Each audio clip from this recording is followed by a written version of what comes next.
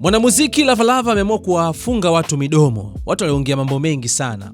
Lavalava amefulia, Lavalava amekaa kimya, hana mchongo sasa hivi. Toka atoke WCB amekuwa ni msanii wa hovyo, ana chochote na nini. Japokuwa Diamond akuchukua hata 100 yake, ameshindwa kujiendesha na vitu vingine kama hivyo.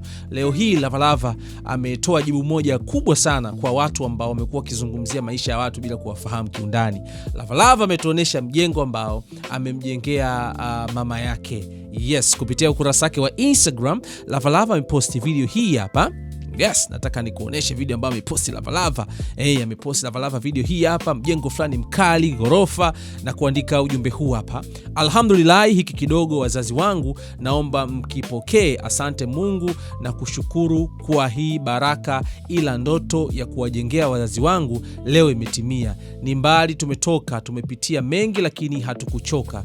Tunainuka, tunapambana. Nikikumbuka usiku wa manane tulikuwa tukiamka kukinga maji ya mvua kwa ubovu wa nyumba tuliokuwa tukiishi, machozi yananitoka.